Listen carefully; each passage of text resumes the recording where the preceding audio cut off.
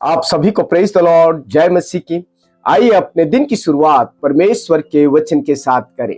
आज का वचन लूका 15 और उसका 7वां पद। इसमें लिखा है, मैं तुमसे कहता हूँ कि इस रीति से एक मन फिराने वाले पापी के विषय में भी स्वर्ग में इतना ही आनंद होगा जितना कि 99 ऐसे धर्मियों के विषय नहीं होता जिन्हें मन फिराने की आवश्यकता नहीं। प्रियो, यह वचन प्रभु यीशु के द्वारा कहे गए खोई हुई भेड़ के दृष्टांत से लिया गया है कि कैसे एक चरवाहा अपनी एक खोई हुई भेड़ या भटकी हुई भेड़ को ढूंढने जाता है।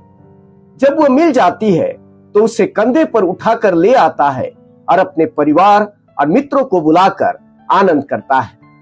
एक भेड़ अपने ही मूर्खता के कारण भटकती है, क्योंकि भेड़ का स्वभाव ही भटकने वाला होता है, इसलिए उसे चरवाहे की आवश्यकता होती है। क्या यह हमारे जीवन की भी सच्चाई नहीं? हम भी प्राय सच्चाई के रास्ते से भटक जाते हैं और पाप और अधर्म के कामों में खो जाते हैं, क्योंकि हम भी अपने स्वभाव से पापी हैं। प्रिय भाइयों और बहनों, जैसे भेड़ को सही रास्ता दिखाने के लिए चरवाहे की आवश्यकता होती है, उसी तरह हम भी भटके हुए हैं और हमें उद्धारकर्ता की आवश्यकता है।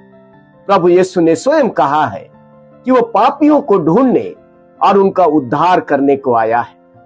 ऐसा नहीं है कि परमेश्वर को 99 धर्मियों की चिंता नहीं है, परंतु वह एक भटकी हुई भेड़ को अर्थात एक पापी को इसलिए बचाना चाहता है क्योंकि वह उसे नाश होने देना नहीं चाहता।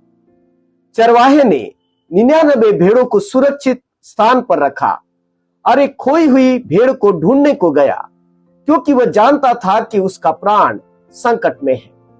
यदि हम भटक गए हैं तो निराश ना हो। परमेश्वर हमसे प्यार करता है, वह हमें क्षमा करना चाहता है और हमें फिर से जीवन देना चाहता है।